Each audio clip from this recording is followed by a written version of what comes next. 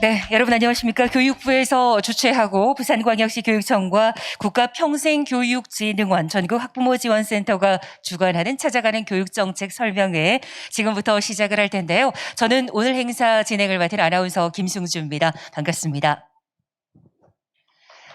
네, 2021년 고교학점제를 주제로 열리는 찾아가는 교육정책 설명회, 오늘이 두 번째 시간입니다. 지난 시간에는 저희가 전남에 계시는 학부모님들과 함께 시간을 가졌었고요. 오늘은 부산에 계시는 학부모님들과 함께 소통의 시간을 마련하기 위해서 이곳으로 왔습니다. 아마 저희가 코로나19 상황에 현장에 많은 분들을 모시지 못하다 보니까 댁에서라든가 아니면 여러분이 계시는 공간에서 줌을 통해서 참여해 주신 학부모님들이 많으신데요. 제 뒤편의 화면으로 정말 많은 학부모님들이 등장을 해 계십니다. 먼저 인사를 나눠보도록 하겠습니다. 제 모습이 보이시나요? 보이시면 손인사로 여러분 인사를 나눠주시면 감사하겠습니다. 안녕하십니까? 네. 정말 많은 학부모님들께서 또 찾아가는 교육정책 설명회 함께 하기 위해서 지금 자리해 주셨습니다. 그리고 저희가 줌으로 참석하신 학부모님들 가운데서 아직 화면을 닫아놓고 계신 분들이 있으신 것 같은데요. 또 여러분의 아이디어라든가 의견을 주시기 위해서 화면을 열어놓은 상태에서 오늘 교육정책 설명회 함께 해주시면 대단히 감사하겠습니다. 그리고 오늘 함께 하시는 정책 설명회는 부산광역시 교육청 유튜브 채널을 통해서 생중계가 되고 있습니다. 유튜브로도 이미 많은 분들이 시청하고 계신 줄 알고 있는데요. 저희 설명회 함께 하시다가 여러분의 의견이라던가 남기고 싶으신 댓글이 있으시다면 댓글창에 남겨주시기 바랍니다. 저희가 답글과 또 홈페이지 게시물로서 여러분의 궁금증에 대해서도 충분히 답을 드릴 수 있도록 준비를 하겠습니다. 자, 오래 기다리셨습니다. 그럼 지금부터 꿈의 날개를 다는 고교 학점제를 주제로 찾아가는 교육정책 설명회를 시작하겠습니다.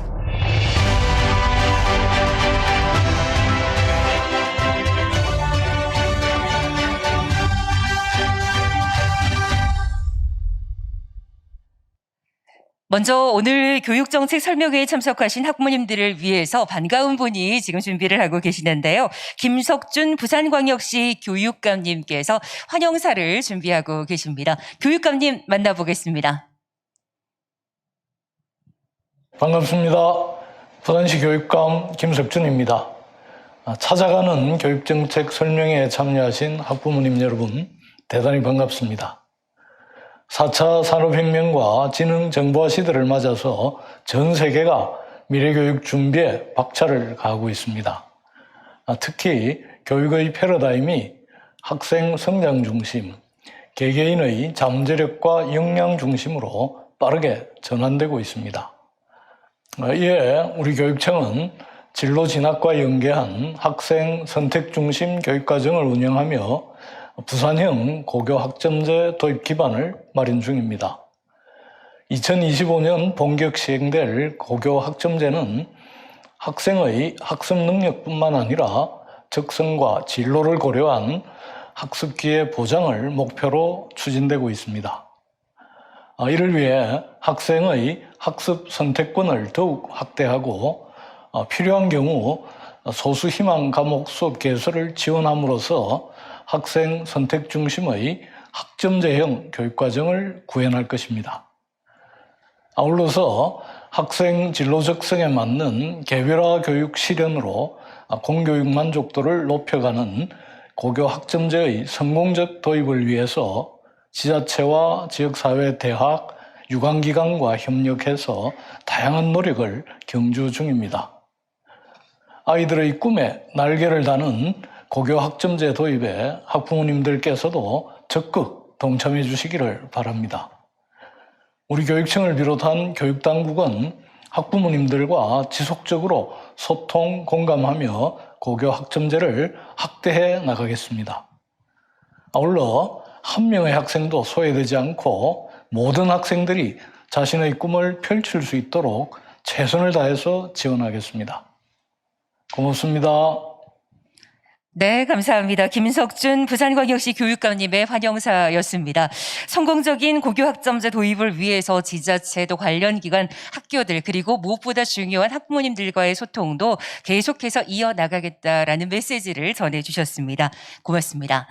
오늘 함께 하시는 설명의 주제는 꿈의 날개를 다는 고교학점제입니다.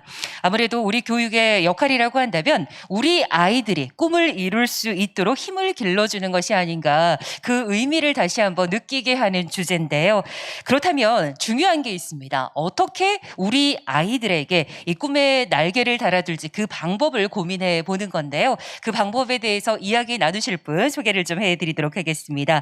교육부 함영기 교육과정 정책관님께서 함께해 주실 텐데요. 지금 저희가 줌 화면으로 연결이 되어 있습니다. 정책관님 나와 계시죠? 네, 안녕하십니까. 네, 안녕하십니까. 반갑습니다. 네. 자, 학부모님들께서도 아마 정책관님을 손인사로 아마 환영을 해 주시리라 생각을 합니다. 예, 반갑습니다. 정책관님.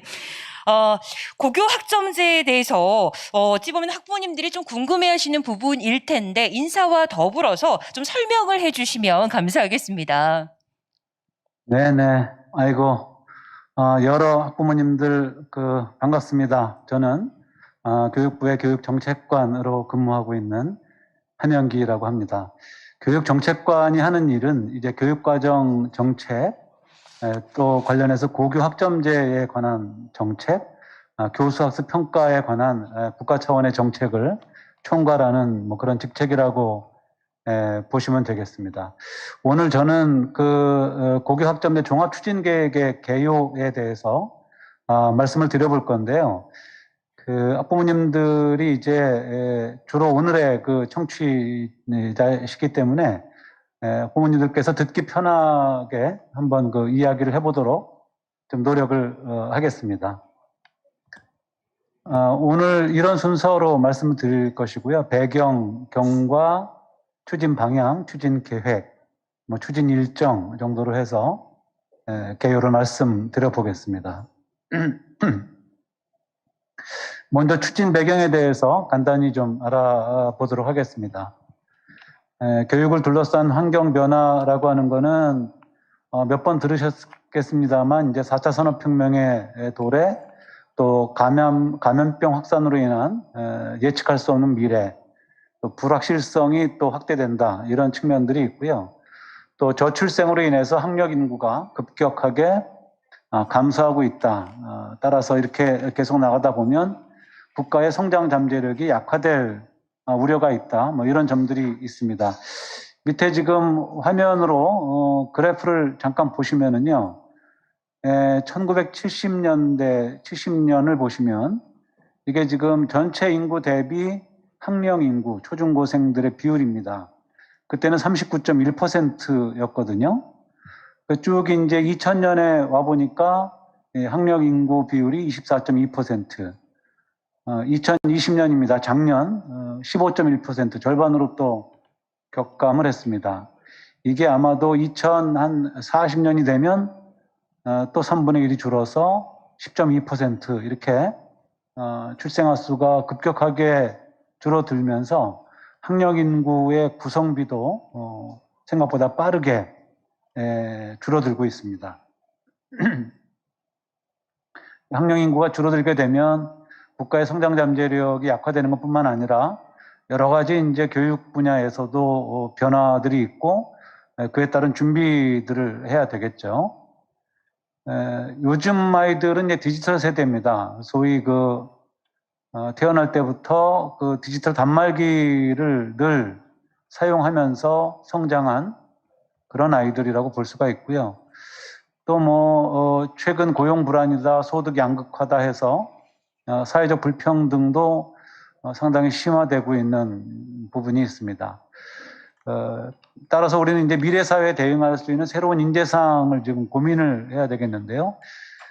OECD 에듀케이션 2030이라는 것이 있습니다. 이게 2018년에 학습 프레임워크를 이제 발표를 하게 되는데요. 여기서 강조한 미래 학생들의 능력이랄까요, 역량, 이거를 두 가지로 얘기를 하고 있습니다. 학생의 주도성, 그리고 이제 변혁적 역량입니다. 변혁적 역량이라는 말이 조금 어려울 수 있겠습니다만, 조금 전에 말씀드렸던 상당히 이제 앞으로는 그 불확실한 미래 사회를 살아가야 되고, 여러 가지 우리가 이제 예측하지 못하는 변수들이 상당히 많이 있습니다. 그러니까 거기에 잘 적합하게 이제 무쌍한 역량을 갖춰야 된다. 그래서 이제 그거를 우리가 번역하기로는 이제 그 다양하게 적응하는 역량인데, 이거를 변혁적 역량, 이렇게 지금 번역을 하고 있습니다. 그렇게 하기 위해서는 이제 창의성과 문제 해결력, 또 협동, 공감, 갈등 관리 능력, 책임감과 시민성이 필요하다. 이렇게 되고요. 조금 더 깊이 들어가면 새로운 가치를 창조하고 긴장과 딜레마를 해소하면서 책임감을 갖는 것이 대단히 중요하다라는 얘기가 됩니다. 추진 경과와 성과에 대해서 간단히 살펴보도록 하죠. 첫 번째는 이제 2017년에 이게 대선 공약으로 제시가 됐습니다. 그리고 한번 연기가 된 바 있죠.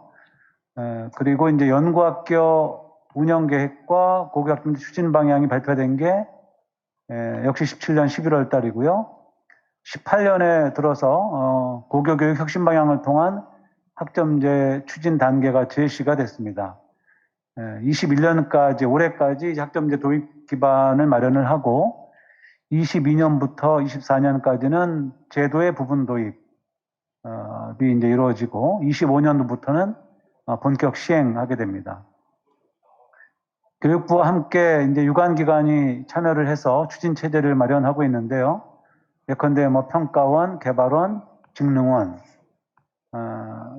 학점제 중앙추진단, 또 고교교육 혁신추진단 등등이 함께 저희와 활동을 해왔습니다.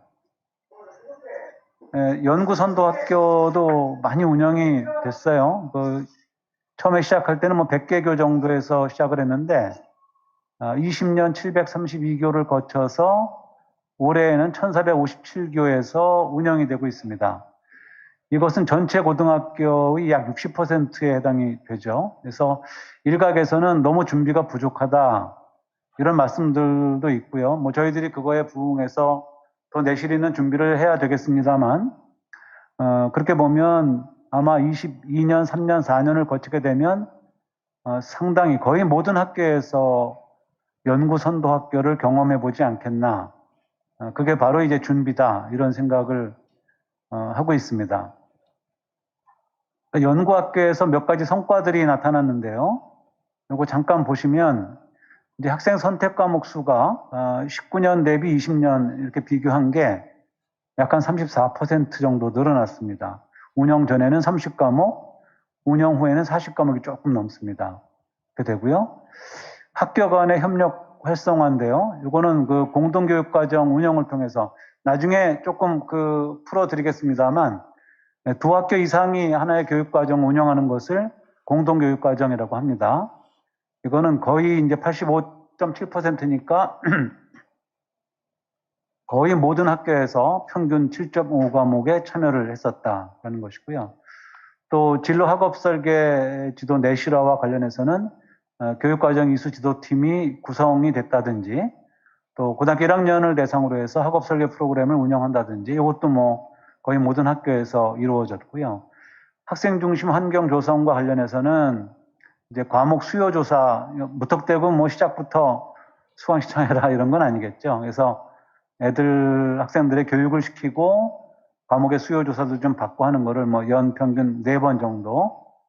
또 학점제형 공간 조성 학교도 이제 많이 늘어났습니다. 홈베이스가 있는 학교가 70%가 넘고, 복도와 로비를 활용하는 것도 이제 한 54.8%, 가변형 교실이 이제 38.2% 이렇게 됐습니다.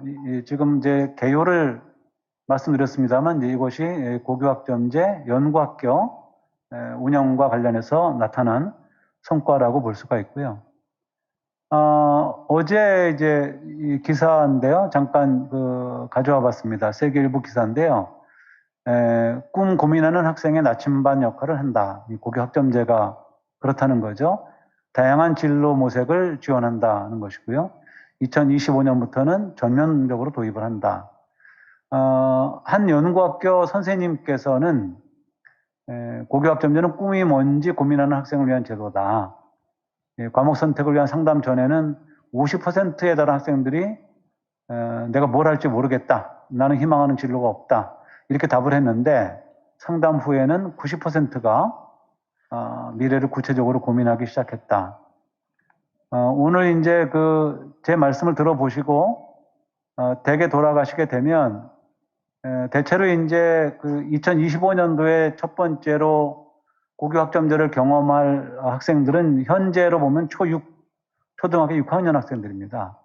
아마 이제 부모님들 자녀 중에는 초등학교, 중학교, 고등학교 다양하게 있겠습니다만 댁에 돌아가시게 되면 진지하게 너는 이 다음에 이제 어떤 희망을 갖고 있느냐, 그 희망을 위해서 네가 현재 준비하거나 공부하고 있는 것은 무엇이냐, 이렇게 좀 대화를 시작해 보시면 좋을 것 같습니다.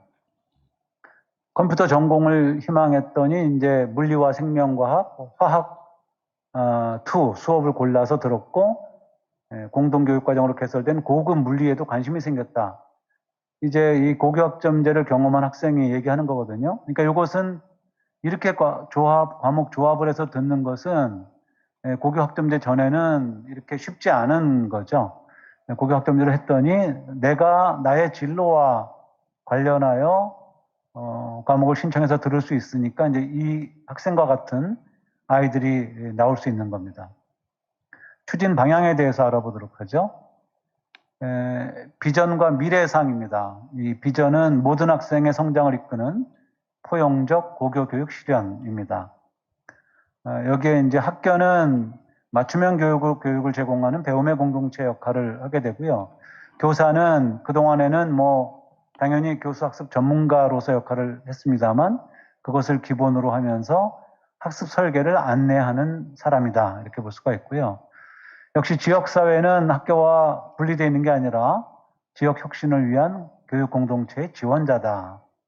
교육청 역시 지시하고 점검하는 곳이 아니라 협력적 교육 거버넌스의 주도자다. 그러면 이것들이 이제 학생에게로 모이죠. 학생은 스스로 진로를 설계하는 자기 주도적 학습자다. 이렇게 볼 수가 있는 것입니다. 주요 과제는 이제 이런 게 있습니다. 학점제형으로 교육제도가 설계돼야 된다. 교육과정이라든지 학사제도, 평가체제에 있어서 이제 학점제형으로 전환되어야 되겠죠. 학생 중심으로 학교가 운영돼야 된다. 자기 주도적으로 교육과정을 이수하고 그를 지원하는 학교, 학습 경험의 혁신, 학교 경계의 확장, 또 고교학점제 지원체제 구축과 관련해서는 교우 강사를 지원하는 일, 학교 공간을 조성하는 일, 지역 간 교육 격차를 완화하는 일이 이제 주요한 과제로 되어 있습니다. 제도 개요를 잠깐 살펴보죠. 고교학점제는 이렇게 현 단계에서는 이렇게 정의를 하고 있는데요. 학생의 기초 소양과 기본 학력을 바탕으로 진로 적성에 따라 과목을 선택하고 이수 기준에 도달한 과목에 대해 학점을 취득 누적하여 졸업하는 제도다 하는 것이고요. 그러면 이수 기준에 도달하지 못하면 졸업하지 못합니까? 이런 질문을 지금 하시려고 하는 거죠. 예, 그것은 잠시 후에 제가 따로 시간을 내어 말씀을 드리도록 하겠습니다. 운영의 중점은 학생의 수요를 반영한다는 것이고요.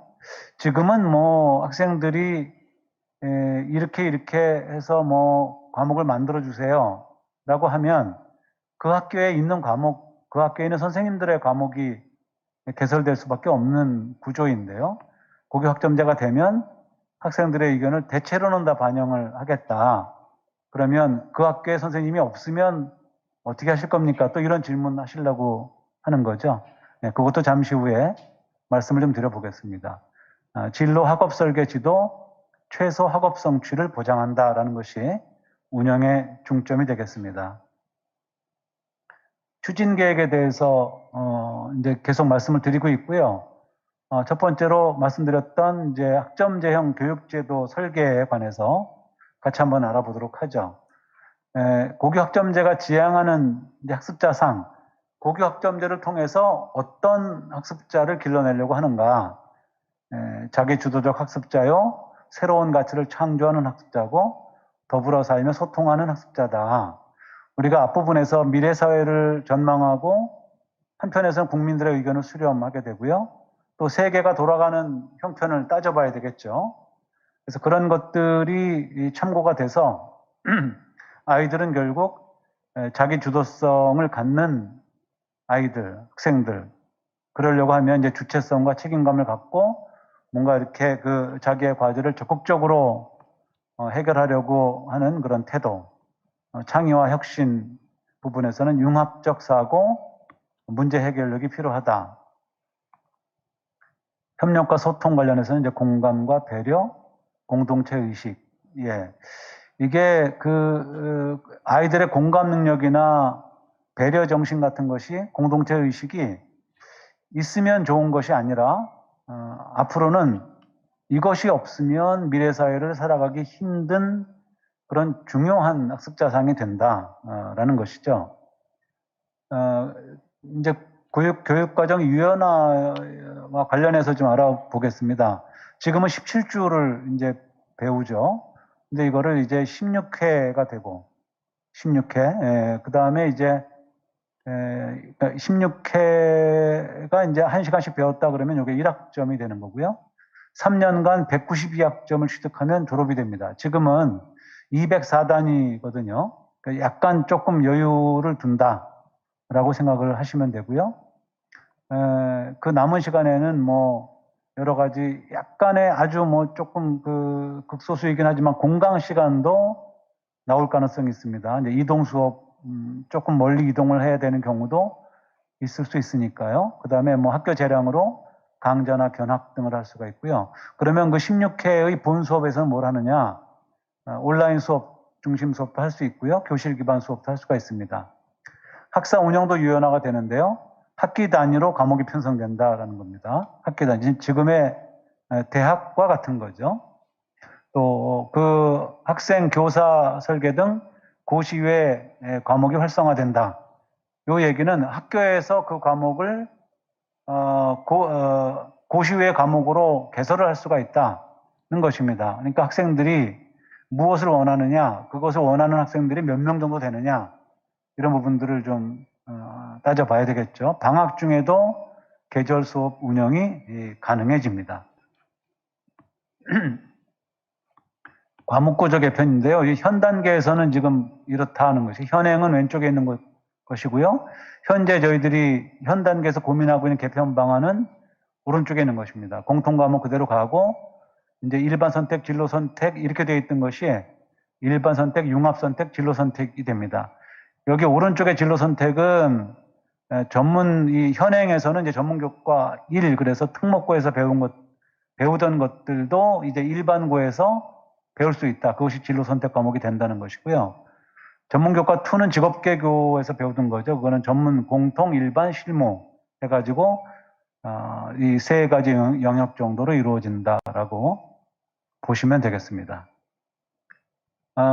고교 기초소양 함양을 위한 공통과목 유지가 있습니다. 저도 이 부분에 대해서는 이제 많은 고민을 했고요. 어떤 전문가들은 진정한 고교 학점제는 고등학교에 들어가자마자 선택을 해야 된다. 이런 분도 이제 없지는 않았습니다만, 그럼에도 불구하고 중학교까지는 이제 의무교육 단계이기 때문에 당연히 기본 학력, 기본 역량을 쌓는 거를 중점으로 공부를 해야 될 것이고요. 제 생각에 고등학교 1학년까지는 공통과목을 공부하는 것이 좋겠다, 이렇게 생각을 하고, 그때 이제 설계에 대한 여러 가지 오리엔테이션을, 진로 설계에 대한 안내를 받을 수가 있고요. 그리고 만약에 1학기 내에 공통과목을 다 처리하지 못할 경우에는 그 일부를 1학년 2학기까지는 가겠다. 그 얘기는 다시 말씀드리면 2학기 때부터는 일부가 선택 과목이 들어올 수 있다. 그렇게 해서 이제 3학년 2학기까지 일반 선택, 융합 선택, 진로 선택 이렇게 이제 구성이 되는 겁니다. 과목을 예시를 해보면 공통 과목으로는 뭐 예컨대 수학, 뭐 기본 수학이라든지 통합사회, 통합과학 같은 게 어디까지나 이거는 예시를 말씀드리는 것이고요. 일반 선택은 미적분, 확통이라고 부르는 확률과 통계, 윤리와 사상, 생명과학 1. 융합 선택 과목은 인공지능, 수학이 이번에 과목으로 만들어졌습니다. 그 다음에 여행지리, 융합과학 같은 것들입니다. 이게 이제 융합 선택이고요. 진로 선택은 아까 말씀드린 대로 현재에서는 특목고에서 배우던 전문교과 1례에 해당되는 것들이죠. 심화 수학, 국제정치, 고급 물리학 같은 것들이 해당합니다. 중고교 합격급 전환이 될 때, 중학교 3학년 2학기에서 고2를 올라갈 때 이제 이 전환을 준비시켜 줘야 되는데요. 중학교 3학년 2학기를 어떻게 운영할 것이냐. 아마 지금은 시험이 끝나면 이제 징검다리 교육과정이라고 해서 다양한 체험학습을 하면서 이제 고등학교를 준비하게 될 텐데요. 거기다 더해서 고등학교 교육과정을 이해하는 어떤 안내, 그 다음에 과목 선택 연습, 진로 교육 같은 것들을 이제 하게 될 건데, 이런 걸 한번 상상해 볼 수 있어요. 맨 밑에 그림을 보면은요, 현재는 이제 자유학기제 또는 자유학년제를 실시를 하고, 대부분의 학교에서 중학교 1학년 1, 2학기를 이렇게 하게 되죠. 근데 만약에 진로를 준비하는 차원에서 이거를 좀 자유학기제를 개선하게 된다면 중학교 1학년 1학기 때 자유학기제를 하고요.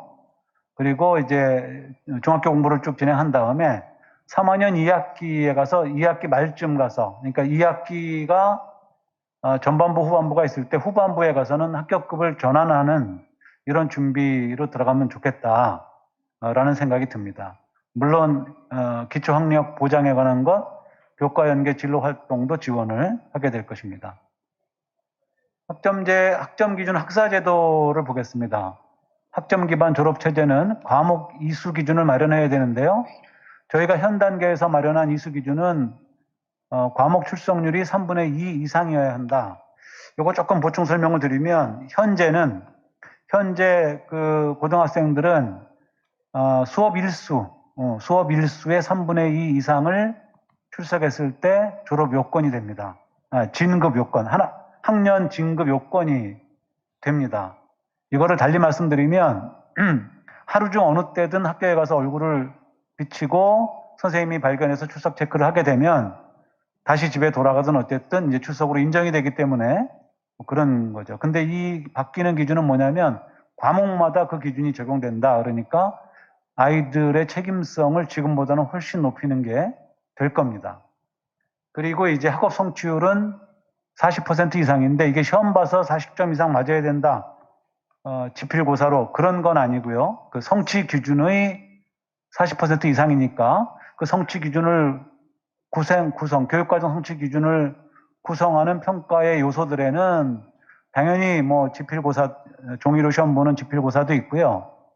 그리고 이제 과정중심 평가, 수행평가 등등이 있기 때문에 그거를 합하여 40% 이상을 득해야 한다.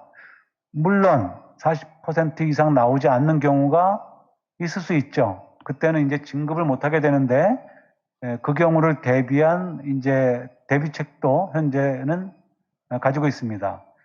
오른쪽에 가운데를 보시면 미수 예방에 중점을 두겠다 이렇게 되어 있죠. 그러니까 진단평가라는 것은 아이들이 현재 어느 정도의 학업 수준에 이르러 있나를 진단하는 그런 활동이고요. 또 그런 학습 관리를 해주고 또 미수자가 나오면 이제 저희가 I라고 표현할 겁니다. incomplete, I. 그렇게 되면 이 아이들의 이제 과제라든지 보충 과정을 통해서 이제 이수 처리를 해주는 겁니다. 이수 처리가 되면 상하는 이제 2학점, A, B, C, D, E 최하 학점을 맞게 되는데요. 왜냐하면 이제 A, B를 또 이렇게 맞을 수 있다 그러면 대학처럼 아이들이 학점 세탁용으로 일부러 미수되는 경우는 이제 방지를 해야 되기 때문에 그렇습니다. 그 다음에 이제 학점제 법제화인데요. 학점제 법적 근거 마련이 있고요. 학점제 운영 세부 내용 규정 같은 것이 있습니다. 바로 엊그제 이제 모 의원께서 이제 학점제형 법안을 발의하겠다고 이제 의견을 청취하는 과정에서 몇 군데 교원단체에서 이제 반대 의견을 표명을 했습니다. 그 내용이 뭐냐면 학교 밖에 있는 전문가들을 물론 이제 교원 자격증은 없는 거죠.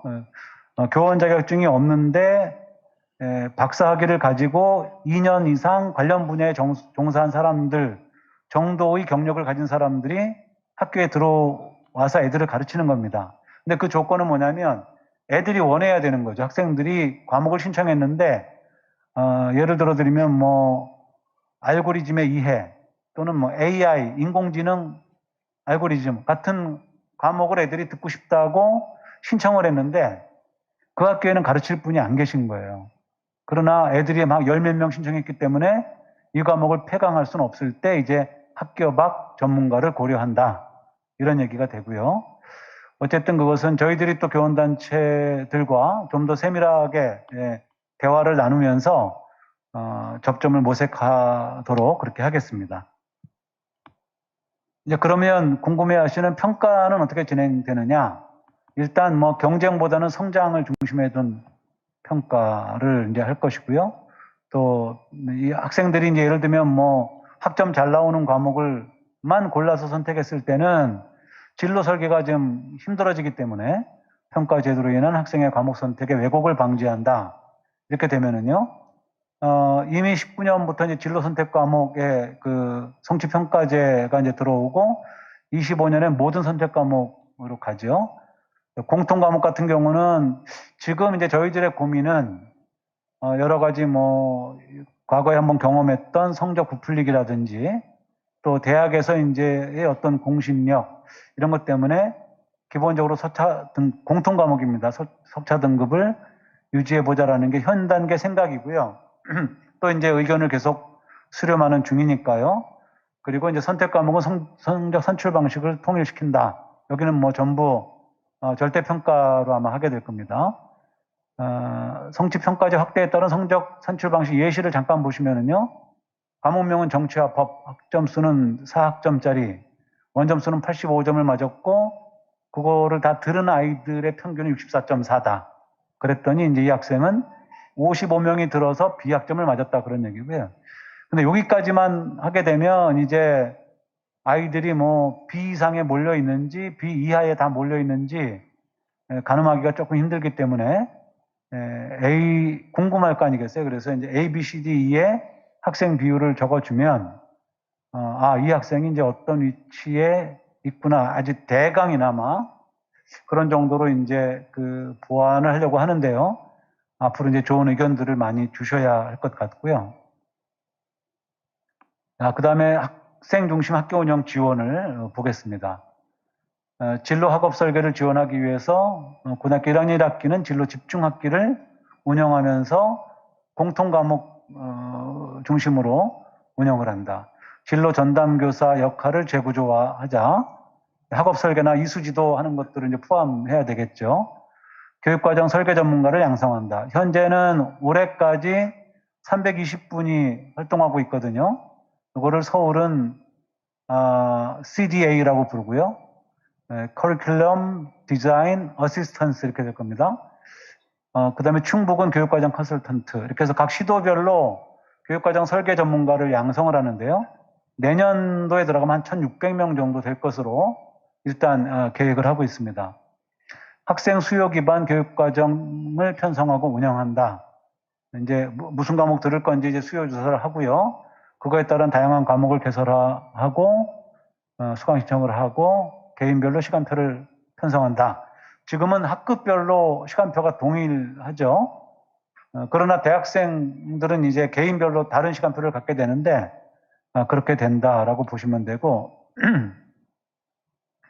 일단 22년까지는 수강 신청 프로그램을 가지고 운영을 할 거고요. 지금 개발하고 있는 4세대 나이스를 활용해서 23년도부터는 수강 신청을 하게 될 텐데 이렇게 되면 이제 선생님들의 여러 업무도 상당히 이제 고도화되면서 간편화되지 않을까 생각을 합니다. 학교별 교육과정 운영 규정 마련, 소인수 과목 개설 기준, 수강 신청 및 변경 절차 등등이요. 소인수 담임제 운영 10에서 15명 내외로 이제 그 지금의 담임제와는 조금 다른 진로 설계를 돕는 학업을 관리해주고 상담해주면서 이제 진로 설계를 돕는 이런 소인수 담임제를 운영한다는 것입니다. 에듀테크 선도학교입니다. 저희가 작년 올해 이제 그 코로나19가 극성을 부리면서 원격 수업을 많이 했고요. 아주 짧은 시간 내에 이제 원격 수업에 대한 경험과 그리고 저희들도 이제 노하우를 많이 쌓았습니다. 그래서 학습 플랫폼 LMS라는 거는 그 학습자 관리 시스템입니다. 그다음에 IoT 기반은 이제 사물 인터넷 기반이고요. 학생 건강 및 안전 관리망을 구축한다. 또 교무학사 행정 간소화 지원 시스템, 이것이 이제 에듀테크 기반 스마트 교육 시스템이고요. 정보 인프라 연계, 지역사회 연계 스마트 교육을 하겠다. AR, VR, 증강현실, 가상현실, 진로 진학 지도 활동, 대학과 지방, 부산 같으면은 부산 지역에 있는 대학과 고등학교가 협력적으로 이렇게 교육과정을 운영할 수가 있습니다. 지금 연구학교에서도 많은 시도에서 지역에 있는 대학과 연계하여 교육과정을 운영하는 곳들이 생겨나고 있습니다. 에듀테크 활용, 교수학습 및 평가체제 운영 한번 쭉 보시고요. 또 교원의 스마트 교육 역량 강화. 선생님들이 원격 수업을 운영하는 과정에서 어떤 선생님들은 굉장히 빠르게 적응해서 실시간 쌍방향 수업을 비롯한 여러 가지 이 기기에 좀 익숙하게 이렇게 적응이 되는 선생님이 계신가 하면 또 어떤 선생님들은 그걸 굉장히 힘들어 하셨던 분들 계시기 때문에 교원의 스마트 교육 역량을 강화하겠다. 무슨 연수뿐만 아니라 선생님들끼리의 교육 공동체, 그 다음에 이제 워크숍 등등을 할 것이고요. 정책 기반으로 가는 거는 이제 고교학점제 연구선도 학교 성과가 그때까지 나오겠죠. 공간 혁신, 그 다음에 그린 스마트 미래 학교. 지금 거의 이제 많은 교실에 와이파이망이 구축이 됐고요. 올해 6월까지는 이제 25.2만 실에 와이파이망이 구축이 완료가 됩니다. 그러면 이제 교실 안에서 각종 단말기를 가지고 수업을 진행할 수 있고 학생들도 그러하죠. 그 다음에 스마트 교육 인프라 구축 등이 있습니다. 요것은 아까 한번 보여드린 바 있는데요. 거기서 이제 충분히 언급이 안 된 게 창의적 체험 활동이거든요. 현재로서는 단위로 움직이기 때문에 교과가 180단위, 창체가 24단위, 총합 204단위. 요게 이제 개편안으로 가게 되면 교과가 174학점, 진로탐구활동 9학점, 동아리자치 9학점이 창체가 돼서 18학점, 총합이 192학점이 되겠다라는 얘기고요. 학교 간 공동교육과정도 제도화가 될 겁니다. 공동교육과정 규정에 대한 정비가 있어야 될 것이고 정규 시간 내에 가급적인 운영을 하려고 합니다. 연구학교를 보니까 토요일 날 이렇게 운영한 곳도 있어서 아이들이 학습 부담에 좀 강하지 않을까 이런 생각이 들고요. 또 온라인 공동교육과정을 할 수 있는 플랫폼을 개선하고 학교 밖 교육 운영을 활성화하면서 교육감이 승인하는 이 과목을 또는 이제 학교 밖 교육을 학교 교육계획에 반영한다. 공통의 가이드라인을 올해까지는 마련을 해보겠다라는 얘기입니다. 예컨대 이렇게 생각하시면 좋을 것 같아요. 우리 학교 A 학교에서 학생들이 과목을 신청했는데 5명 정도가 신청을 해서 5명 때문에 한 과목을 개설하기에는 조금 이제 할 때 그 옆 학교에서도 한번 보는 거죠. 동일한 과목 신청한 학생들이 있는지. 옆 학교에는 5명, 역시 5명 신청했다 그러면 그 10명을 모아서 말하자면 공동교육과정을 만들고 두 학교의 아이들이 동시에 그 과목을 듣는 것입니다. 그러면 인근 학교끼리 이제 각기 과목을 조정해서 품앗이를 할 수 있을 거고요. 또 그렇게 했는데도 이제 뭔가 과목 개설이 힘들고 농산어촌에서 이런 유효한 학습 자원에 접근하기 힘들다 할 때는 이제 온라인 교육과정이라고 해서 그렇게 더 여러 학교를 묶어서 진행할 수 있다는 말씀을 드립니다. 여기 좀 나와 있는데 선도지구가 현재 이런 방식으로 운영이 됩니다. 대학이나 지역의 학습장을 공유하는 거는 물론이고요. 또 지역 단위 학교 간 공유학습 체제를 구성을 하고 그 다음에 지자체와 유관기관이 협력한다. 그런 얘기고요. 한번 쓱 훑어봐 주시기 바랍니다. 더욱더 지역과 결합하고 지역의 대학과도 공동 어떤 교육과정을 운영하며 또 지자체나 유관기관과 같이 협력을 한다. 이렇게 보시면 좋을 것 같습니다. 추진 계획을 보죠. 이제 지원체제 구축을 보겠습니다. 자격 임용 체제는 이제 표시 과목 수시 신설 체제로 일단 전환이 되고요. 복수 전공자에게는 이제 임용 때 가점을 부여한다. 또 직업계고의 신산업 분야에는 교원 양성 특별 과정을 시행한다. 교강서 확보와 탄력적 배치. 아까 이거는 좀 설명을 드렸기 때문에요. 이 정도 하겠습니다. 교원 전문성 업무 경감도 조금 전에 설명을 드린 바 있습니다. 고교학점제형 학교 공간 혁신에 대해서는 그 모형을 중심으로 설명을 드릴 텐데요. 첨단 학습 환경, 협력 강화, 공간 이용률 제고, 공간 설계. 그래서 현재의 그 일자형의 긴 복도와 사각형의 천편일률적인 교실에서는 고교학점제형의 어떤 수업을 하기가 쉽진 않거든요. 그래서 개방화, 자율화, 개별화, 유연화라는 목표를 가지고 노후 시설도 좀 개선하고 또 신축 학교에는 이제 처음부터 이렇게 설계를 해서 학교 공간 사업을 연차 지원하고 그린 스마트 미래 학교와 연계하여 학점제형으로 전부 공간을 바꿔드린다라는 얘기입니다. 이런 형태가 될 수 있습니다. 맨 위에는 이제 PBL실, PBL이라는 말은 문제 기반 학습이라는 얘기고요. 소규모 활동실, 가변형 교실, 교실을 터서 크게도 만들고 중간에 칸막이를 폴딩 도어 같은 걸로 칸막이를 해서 반으로 좀 나눌 수도 있고요. 문화 예술 활동, 메이커 교실, 자율활동 공간, 온라인 수업 제작실, 멀티미디어 학습실, 휴식 공간, 이제 공강 시간이 좀 나오기 때문에 휴식 공간에서 좀 쉬면서 다음 학습을 준비할 수도 있겠죠. 도서실, 문화예술 활동실 같은 게 이제 있습니다. 전체적으로는 학습 공간, 지원 공간, 공용 공간 이렇게 이제 나눠볼 수가 있겠죠. PBL실입니다. 온라인 수업 교실, 메이커 교실 이렇게 되어 있네요.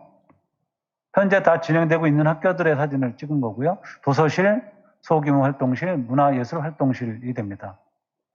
홈베이스라는 것은 다음 수업을 준비하기 위해서 잠깐 머무는 공간이고요. 이 홈베이스 자체에서 이제 사물함이라든지 이런 거를 두면서 이제 거점이 되는 거죠. 그래서 이제 베이스라는 용어를 쓰고요. 자율활동, 휴식 공간, 중앙 로비 같은 형태로 운영될 수가 있습니다. 지원체제 구축에서는 지역 간 교육 격차를 완화하기 위해서 소외 지역의 교육 여건을 개선하고 교육청 지자체가 협력을 강화하면서 지역의 대학의 교육 자원을 활용하고 또 ICT 인프라를 확충하는 형태로 ICT라는 것은 이제 정보통신 활용 교육, 정보통신 기술 활용 교육입니다. 주로 단말기를 활용한다든지 인터넷을 네트워크를 활용해서 이제 일정한 플랫폼에서 수업 자료를 교류하는 이런 것을 이제 얘기합니다.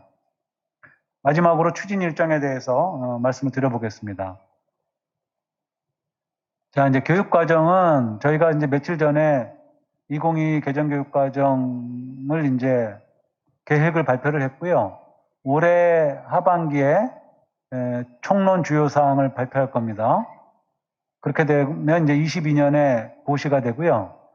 이거는 25년부터 이제 본격 시행이 됩니다. 고등학교는 고1부터 이제 되죠. 평가제도는 성취평가제가 25년부터 확대가 되고요. 대입제도는 이게 가장 궁금하신 부분이잖아요. 지금부터 이제 논의에 착수를 해서 4년 전 예고제로 돼 있기 때문에 현재 고교학점제를 처음으로 맛볼 애들이 들어가는 대입이 이제 28년이기 때문에 24년도에 가서 28년도 대입 방향을 발표한다 이렇게 돼 있고요. 그 다음에 이제 학점제는 현재는 마이스터고에는 들어와 있고요.